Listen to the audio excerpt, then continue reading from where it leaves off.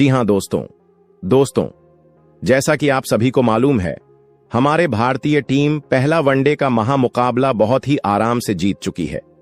लेकिन इसके बावजूद भी दूसरे वनडे महामुकाबला के लिए कप्तान रोहित शर्मा और कोच गौतम गंभीर ने 2 से 3 चौंकाने वाले बड़े बदलाव कर दिए हैं। क्योंकि पहले वनडे में विराट नहीं खेले थे, अब विराट कोहली फिट हो चुके हैं, इसीलिए उनकी वापसी होने जा रही है। साथ में गेंदबाजी डिपार्टमेंट में भी बहुत बड़ा बदलाव हुआ है और एक बार फिर हमें ओपनिंग में बदलाव देखने को मिलेगा। और एक चौंकाने वाला बड़ा बदलाव हुआ है। जिस खिलाड़ी ने पहले वनडे में तूफानी अर्धशतक बनाया था, उस खिलाड़ी को भी धोखा मिल चुका है और बाहर का रास्ता दिखा दिया है। यानी कि 2 से 3 बड़े बदलाव हो चुके हैं दूसरे वनडे के महामुकाबला के लिए। जी हां दोस्तों, साथ में आपको यह भी बताएंगे वह कौन से 11 खिलाड़ी हैं अब जो हमें दूसरे वनडे में खेलते हुए दिखाई देंगे। साथ में आपको यह भी बताएंगे दूसरा वनडे का मुकाबला कब शुरू होगा, कितने बजे शुरू होगा और दूसरे वनडे का मुकाबला आप सभी फ्री में कहां पर देख सकते हो। यानी कि संपूर्ण जानकारी देने वाले हैं, इसलिए वीडियो में अंत तक बने रहिएगा। तो दोस्तों, आपको मालूम ही होगा, पहले वनडे में इंग्लैंड के कप्तान ने टॉस जीतकर बल्लेबाजी का फैसला लिया था। लेकिन इंग्लैंड की टीम पूरे 50 ओवर भी नहीं खेल सकी और मात्र 248 रन के स्कोर पर ऑल आउट हो गई थी। वहीं भारत की तरफ से हर्षित राणा और रविंद्र जडेजा ने 3-3 विकेट हासिल की थी। इसके बाद जब भारतीय टीम बल्लेबाजी करने के लिए उतरी तो रोहित शर्मा और यशस्वी जायसवाल के रूप में हमें एक नई ओपनिंग जोड़ी देखने को मिली थी वनडे में। हालांकि यह दोनों ही खिलाड़ी फ्लॉप रहे थे। रोहित शर्मा तो केवल 2 रन बनाने में कामयाब रहे, वही यशस्वी ने 15 रन बनाए थे। लेकिन इसके बाद शुभमन गिल, श्रेयस अय्यर और अक्षर पटेल के बेहतरीन अर्धशतक के पारी की बदौलत भारतीय टीम यह मुकाबले मात्र 38 ओवर में ही जीत गई थी। वही गिल ने तो 87 रन की लाजवाब पारी खेल डाली थी। हालांकि वह अपने शतक से चूक चुके थे, लेकिन इसके बाद भी भारतीय टीम यह मुकाबला 4 विकेट से जीत गई थी। लेकिन दोस्तों, पहले वनडे में कुछ ऐसे खिलाड़ी थे जिन्होंने बिल्कुल भी अच्छा प्रदर्शन नहीं किया था। इसी वजह से उन सभी को दूसरे वनडे की प्लेइंग 11 से बाहर कर दिया है, क्योंकि यह वनडे सीरीज चैंपियन ट्रॉफी के दृष्टिकोण से काफी जरूरी है। इसलिए भारतीय टीम एक बेस्ट कॉम्बिनेशन ढूंढना चाहती है। इसी वजह से हमें दूसरे वनडे में 2 से 3 बदलाव देखने को मिले हैं प्लेइंग 11। तो चलिए अब आपको हम बता देते हैं प्लेइंग 11 क्या है। उससे पहले आपको बता दें, भारत और इंग्लैंड के बीच दूसरे वनडे का महामुकाबला 9 जनवरी 2025 को खेला जाएगा और यह मुकाबला कटक बाराबती स्टेडियम में होने वाला है। वहीं इस मुकाबले के समय में कोई बदलाव नहीं हुआ है, यानी कि हमें दोपहर के 1:30 पर ही देखने को मिलेगा। वही 1 बजे टॉस होगा और इस मुकाबले को भी आप सभी अपने मोबाइल पर डिज्नी प्लस हॉटस्टार पर देख सकते हो। वही टीवी पर स्पोर्ट्स 18 चैनल पर आएगा और फ्री में देखने के लिए डीडी स्पोर्ट्स पर देख सकते हो। वही वेदर रिपोर्ट काफी अच्छी है, बारिश की कोई संभावना नहीं है। साथ में पिच भी बल्लेबाजों के लिए काफी अच्छी मानी जाती है। और दोस्तों, यह वही मैदान है जिस मैदान पर युवराज सिंह ने इंग्लैंड की टीम के खिलाफ 2017 में 150 रन बनाए थे और महेंद्र सिंह धोनी ने 134 रन बनाए थे और टोटल 381 रन का लक्ष्य इंग्लैंड की टीम के खिलाफ रखा था। इसे आप अंदाजा लगा सकते हो इस मैदान पर बल्लेबाजी करना कितना आसान है और बल्लेबाजों के लिए बहुत कुछ है इस पिच पर। इसलिए हमें काफी रन बरसते हुए देखने को मिलने वाले हैं। तो दोस्तों, यह बात हो गई यह संपूर्ण जानकारी की। चलिए अब हम आपको भारत की प्लेइंग 11 बता देते हैं, वह कौन से 2 से 3 बड़े बदलाव हुए हैं दूसरे वनडे के लिए। तो दोस्तों, सबसे पहले हम ओपनिंग जोड़ी की बात करते हैं और पहले खिलाड़ी की बात करते हैं। तो दोस्तों, पहले खिलाड़ी के रूप में हमें कप्तान रोहित शर्मा ही नजर आने वाले हैं। जी हां दोस्तों, चाहे कोई कितना भी कह ले कि रोहित को बाहर करो, अब इसके बस की बात नहीं है, लेकिन फिलहाल ऐसा कुछ भी नहीं हो सकता है। दूसरे वनडे में और चैंपियन ट्रॉफी तक रोहित शर्मा ही कप्तान होने वाले हैं और वही हमें ओपनिंग करते हुए भी नजर आने वाले हैं। वैसे आपको मालूम होगा, रोहित शर्मा ने एक बार फिर सभी को निराश करते हुए पहले वनडे में केवल 2 रन बनाए थे 7 गेंद का सामना करने के बाद। हालांकि कप्तानी काफी अच्छी की थी, लेकिन सिर्फ कप्तानी से काम नहीं चलता। ओपनर कारण बनाना बहुत जरूरी होता है। इसलिए काफी क्रिकेट प्रेमी कह रहे थे कि रोहित को बाहर कर दो, लेकिन मैं आपको एक बार फिर याद दिला दूं, फिलहाल यह संभव नहीं है। सिर्फ इंजरी हो तभी बाहर हो सकते हैं, वरना चैंपियन ट्रॉफी तक हमें रोहित शर्मा ही कप्तान और ओपनर नजर आने वाले हैं। वैसे आपके हिसाब से क्या रोहित शर्मा को अब बाहर कर देना चाहिए और नए खिलाड़ी को कप्तान और ओपनर बनाना चाहिए, या अभी रोहित को और मौका देना चाहिए? हमें कमेंट में जरूर बताइएगा। उम्मीद करते हैं रोहित शर्मा दूसरे वनडे में अच्छा प्रदर्शन करेंगे, वरना इनकी फिर फैंस धज्जियां उड़ा देंगे। वहीं इसके बाद दूसरे खिलाड़ी की बात करें तो दूसरे खिलाड़ी के रूप में कप्तान रोहित और गंभीर ने यशस्वी को ही दूसरे ओपनर बल्लेबाज के रूप में दूसरे वनडे की प्लेइंग 11 में शामिल किया है। जी हां दोस्तों, आप भी एक कंफर्म है कि रोहित और यशस्वी ही ओपनिंग करते हुए नजर आ सकते हैं, क्योंकि लेफ्ट राइट का कॉम्बिनेशन हमेशा दूसरी टीम के लिए मुसीबत बनता है। इसी वजह से रोहित और यशस्वी ही हमें दूसरे वनडे में ओपनिंग करते हुए नजर आ सकते हैं। वैसे पहले वनडे में यशस्वी जायसवाल का डेब्यू हुआ था और उन्होंने देबू मुकाबले में 15 रन बनाए थे। 3 चौके की मदद से 22 गेंद का सामना करने के बाद साथ में कैच भी लाजवाब पड़ी थी, लेकिन फिर यह आर्चर का शिकार बन जाते हैं। वैसे यशस्वी बल्लेबाज काफी जबरदस्त है, यह तो आप सभी को मालूम होगा, क्योंकि टेस्ट और T20 दोनों फॉर्मेट में यशस्वी का स्ट्राइक रेट 180 के करीब रहता है, जो कि एक ओपनर के लिए काफी बेहतरीन माना जाता है, और इन्होंने टेस्ट T20 में भी काफी बड़े स्कोर बना रखे हैं। उम्मीद करते हैं यशस्वी जायसवाल दूसरे वनडे के महामुकाबले में पहला वनडे से और भी बेहतरीन प्रदर्शन करेंगे और भारतीय टीम को दूसरा वनडे मैच जीतने में अहम योगदान देंगे, ताकि भारतीय टीम सीरीज जीत सके, और यशस्वी के लिए भी अच्छा होगा अगर वह रन बनाते हैं। तो इसके बाद नंबर 3 की बात करें तो नंबर 3 पर कप्तान रोहित और कोच गंभीर ने काफी बड़ा बदलाव कर दिया है। नंबर 3 पर अब हमें शुभमन गिल ही खेलते हुए दिखाई देंगे, जो कि पहले वनडे में भी नंबर 3 पारी खेली थे। जी हां दोस्तों, गिल वनडे में ओपनिंग के लिए जाने जाते हैं, लेकिन लेफ्ट राइट के कॉम्बिनेशन की वजह से अब हमें गिल नंबर 3 पर खेलते हुए दिखाई देंगे। पहले नंबर 3 पर विराट कोहली खेलते थे, लेकिन अब इस वनडे सीरीज से हमें गिल नंबर 3 पर ही खेलते हुए दिखाई देंगे। और आपको बता दें, गिल ने नंबर 3 पर लाजवाब बल्लेबाजी का प्रदर्शन किया था और 14 चौके की मदद से 87 रन बनाए थे। 96 गेंद का सामना करने के बाद हालांकि वह शतक से चूक गए, लेकिन भारतीय टीम को मैच जीतने में एक अहम रोल अदा करके चले गए, और गिल पहले भी नंबर 3 पर खेल चुके हैं। भारतीय टीम के लिए टेस्ट फॉर्मेट में इसी वजह से अब भारतीय टीम को नंबर 3 पारी वनडे में भी खिला रही है, और नंबर 3 पैरगल काफी अच्छी बल्लेबाजी भी कर रहे हैं। तो कुल मिलाकर यही बात है कि यशस्वी अब ओपनिंग करेंगे रोहित के साथ और गिल नंबर 3 पर खेलेंगे। अब काफी क्रिकेट प्रेमियों के मन में सवाल होगा कि विराट कोहली कहां खेलेंगे। दोस्तों, पहले वनडे में तो वह नहीं खेले थे क्योंकि उनके घुटने में सूजन थी, लेकिन अब वह पूरी तरह फिट है और हमें दूसरे वनडे में खेलते हुए दिखाई देंगे। और कप्तान रोहित शर्मा और कोच गंभीर ने काफी बड़ा फैसला लिया है और विराट कोहली को नंबर 4 पर खिलाने का फैसला किया है। जी हां दोस्तों, नंबर 4 पर पहले वनडे में सुरेश अय्यर खेले थे और सुरेश अय्यर की कोई भी गलती नहीं है। अय्यर ने लाजवाब 59 रन बनाए थे, मात्र 36 केंद्र में जो चौके और 2 छक्के की मदद से 163 के स्ट्राइक रेट से, लेकिन इसके बावजूद भी इनको बाहर किया जा रहा है, जो कि उनके साथ धोखा हुआ है, ये हम बोल सकते हैं।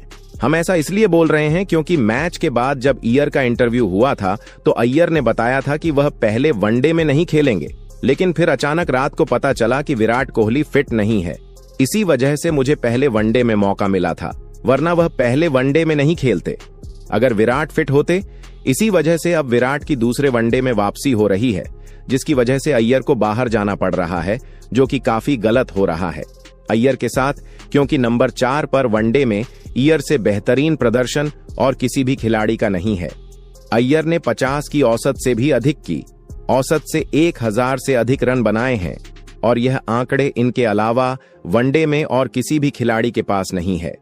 इसी वजह से काफी क्रिकेट दिग्गज भी हैरान और परेशान है इस निर्णय से। वैसे आपके हिसाब से नंबर 4 पर विराट कोहली को खेलना चाहिए या अय्यर को खेलना चाहिए दूसरे वनडे में? हमें अपनी राय कमेंट में जरूर बताइएगा। फिलहाल सूत्रों के मुताबिक नंबर 4 पर हमें विराट कोहली ही खेलते हुए दिखाई देंगे। वैसे विराट कोहली कहीं लगा बल्लेबाज है और 13,000 से अधिक रन भी बन चुके हैं वनडे में, लेकिन यह सभी रनों में से ज्यादातर रन उन्होंने नंबर 3 पर खेलते हुए बनाए हैं। इसके बाद नंबर 5 की बात की जाए तो नंबर 5 पर पहले वनडे के महामुकाबले में अक्षर पटेल खेले थे और इन्होंने नंबर 5 पर खेलते हुए लाजवाब बल्लेबाजी की थी और शानदार 52 रन बनाए थे। मात्र 47 गेंद में 6 चौके और 1 छक्के की मदद से साथ में गेंदबाजी भी लाजवाब की थी। 7 ओवर गेंदबाजी की थी, केवल 38 रन खर्च किए थे और 1 विकेट मिली थी। संपूर्ण ऑलराउंडर का प्रदर्शन अक्षर पटेल ने किया था। इसी वजह से उनकी काबिलियत और इतने बेहतरीन प्रदर्शन को देखते हुए एक बार फिर कप्तान रोहित और कोच गंभीर ने इन्हीं को दूसरे वनडे की प्लेइंग 11 में शामिल किया है और हमें यही एक बार फिर नंबर 5 पारी खेलते हुए दिखाई देंगे। दूसरे वनडे में उम्मीद करते हैं अक्षर पटेल भी पहले वनडे की तरह दूसरे वनडे में भी लाजवाब प्रदर्शन करेंगे और भारतीय टीम को मैच जिताने में योगदान देंगे। वैसे आपके हिसाब से अक्षर पटेल कितने रन बनाने वाले हैं दूसरे वनडे में, हमें जरूर बताइएगा। इसके बाद नंबर 6 की बात करें तो नंबर 6 पर हमें एक बार फिर विकेटकीपर बल्लेबाज केएल राहुल ही खेलते हुए दिखाई देंगे। दोस्तों के एल राहुल ने पहले वनडे में सभी को निराश किया था, केवल 2 रन बनाए थे 9 गेंद का सामना करने के बाद और इनका स्ट्राइक मात्र 22 का था, लेकिन विकेट कीपिंग लाजवाब की थी। साथ में इन्होंने इससे पहले भी काफी रन बना रखे हैं, लेकिन वह सभी रन नंबर 5 पर खेलते हुए आए थे और अब इनका पहला वनडे में नंबर 6 पर बल्लेबाजी के लिए भेजा गया था। इस वजह से भी राहुल ज्यादा अच्छा प्रदर्शन नहीं कर पाए थे और फ्लॉप हो गए थे, लेकिन एक बार फिर इनको दूसरे वनडे की प्लेइंग 11 में भी मौका मिल चुका है। कप्तान रोहित और गंभीर ने इन्हीं पर भरोसा किया है और इन्हीं को विकेटकीपर बल्लेबाज के तौर पर दूसरे वनडे की प्लेइंग 11 में भी रखा है। उम्मीद करते हैं राहुल दूसरे वनडे में इसे शानदार प्रदर्शन करेंगे। अगर राहुल दूसरे वनडे में भी फ्लॉप हो जाते हैं तो तीसरे वनडे में हमें बतौर विकेटकीपर बल्लेबाज ऋषभ पंत खेलते हुए दिखाई दे सकते हैं। वैसे आपके हिसाब से दूसरे वनडे में राहुल और ऋषभ पंत इन दोनों में से किस मौका मिलना चाहिए, हमें जरूर बताइएगा। फिलहाल तो राहुल खेलने वाले हैं दूसरे वनडे में भी। इसके बाद नंबर 7 की बात की जाए तो नंबर 7 पर कप्तान रोहित और कोच गंभीर ने एक बार फिर हार्दिक पांड्या पर भरोसा किया है और इन्हीं को दूसरे वनडे की प्लेइंग 11 में शामिल किया है। वैसे दोस्तों हार्दिक पांड्या ने पहले से बिल्कुल भी अच्छा प्रदर्शन नहीं किया था। उन्होंने केवल 9 रन बनाए थे 6 गेंद का सामना करने के बाद 1 छक्के की मदद से, और यह नॉट आउट रहे थे क्योंकि भारतीय टीम को इतने ही रन की आवश्यकता थी। इस वजह से हम यह बोल सकते हैं कि हार्दिक पांड्या काफी अच्छी बल्लेबाजी करके गए हैं, क्योंकि रन ही इतने थे जितने इन्होंने बनाई। वहीं गेंदबाजी करते हुए हार्दिक पांड्या ने 7 ओवर गेंदबाजी की थी और 37 रन खर्च किया कर दिए थे और उनके हाथ कोई भी विकेट नहीं लगी थी, यानी कि गेंदबाजी तो काफी अच्छी की थी लेकिन विकेट नहीं मिल पाई थी। उम्मीद करते हैं दूसरे वनडे में विकेट भी लेंगे और रन भी बनाएंगे। वैसे हार्दिक पर ज्यादा घबराने की बात नहीं है, क्योंकि हार्दिक ने T20 सीरीज में लाजवाब प्रदर्शन किया था। उम्मीद करते हैं इसी प्रकार का प्रदर्शन वनडे सीरीज में भी करेंगे और दूसरे वनडे में भी करेंगे। इसके बाद नंबर 8 की बात की जाए तो नंबर 8 पर एक बार फिर कप्तान रोहित और कोच गंभीर ने रविंद्र जडेजा को ही दूसरे वनडे की प्लेइंग 11 में शामिल किया है। जी हां दोस्तों, रविंद्र जडेजा ने पहले वनडे में लाजवाब प्रदर्शन किया था। पहले तो रविंद्र जडेजा ने लाजवाब गेंदबाजी करते हुए 9 ओवर में केवल 26 खर्च किए थे और 3 महत्वपूर्ण विकेट ली थी, जिसकी वजह से इंग्लैंड की टीम पूरे 50 ओवर भी बल्लेबाजी नहीं कर पाई थी। फिर जब वह बल्लेबाजी करने आए तो उसे समय भी उन्होंने 12 रन बनाए थे 2 चौके की मदद से, और यह नॉट आउट रहे थे। भारतीय टीम मुकाबले जीत गई थी, यानी कि कुल मिलाकर हम यह कह सकते हैं रविंद्र जडेजा भी अपनी शानदार लय में चल रहे हैं और काफी अच्छा प्रदर्शन कर रहे हैं। गेंदबाजी और बल्लेबाजी दोनों से इसी वजह से हमें दूसरे वनडे में भी रविंद्र जडेजा ही खेलते हुए दिखाई देंगे। इसके बाद नंबर 9 की बात करें तो नंबर 9 पर कप्तान रोहित और कोच गंभीर ने एक बार फिर दूसरे वनडे की प्लेइंग 11 में हर्षित राणा को ही शामिल किया है। जी हां दोस्तों, पहले वनडे के महामुकाबले में हर्षित राणा का डेब्यू हुआ था और हर्षित राणा ने शानदार गेंदबाजी का प्रदर्शन किया था।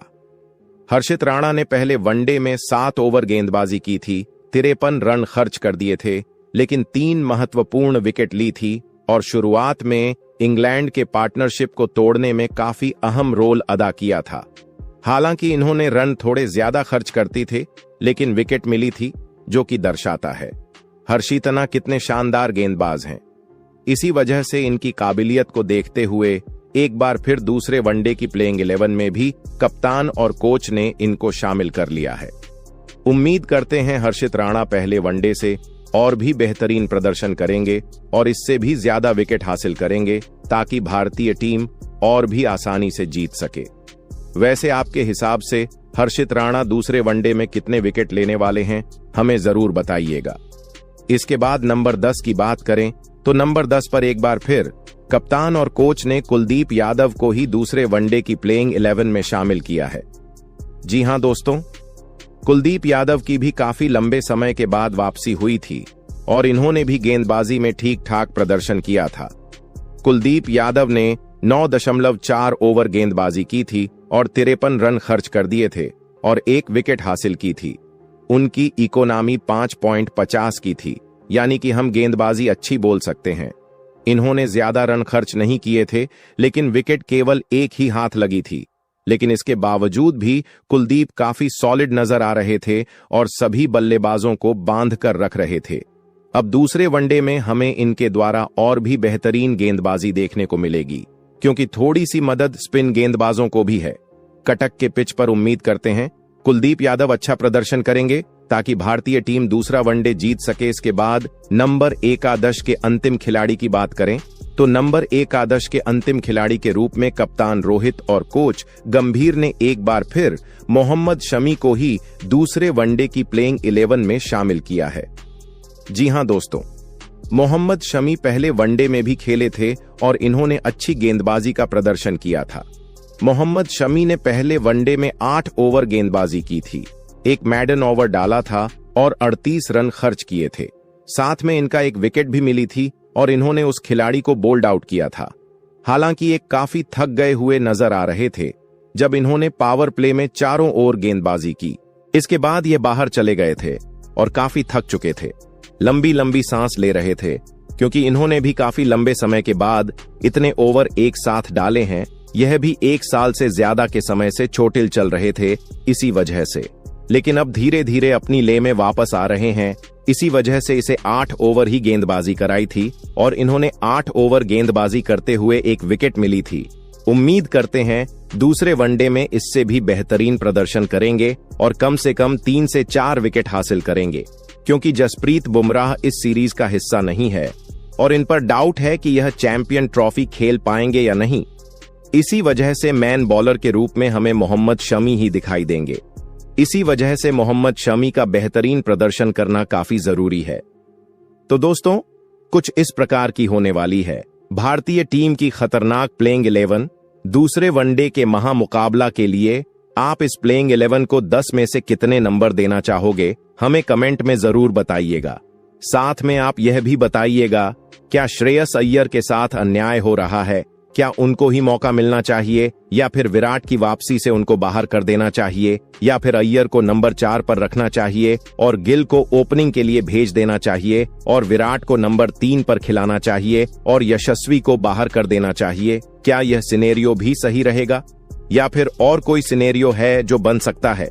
आपके हिसाब से हमें जरूर बताइएगा और आप हमें यह भी बताइएगा आपके हिसाब से और कौन सा खिलाड़ी था जिसे प्लेइंग 11 में शामिल होना चाहिए था लेकिन वह प्लेइंग 11 का हिस्सा नहीं है।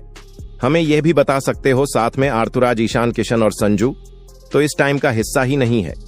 आप देखते हैं आने वाले समय में इनको कब मौका मिलता है। फिलहाल तो यही खिलाड़ी हैं और चैंपियन ट्रॉफी में भी यही है और दूसरे वनडे की प्लेइंग 11 में भी यही खिलाड़ी रहने वाले हैं जो मैंने बताए हैं। तो उम्मीद करते हैं आपको वीडियो पसंद आई होगी। आई हो तो लाइक कर सकते हो। साथ में यह भी बता सकते हो दूसरे वनडे का महामुकाबला कौन सी टीम जीतने वाली है। तब तक के लिए जय हिंद, जय भारत।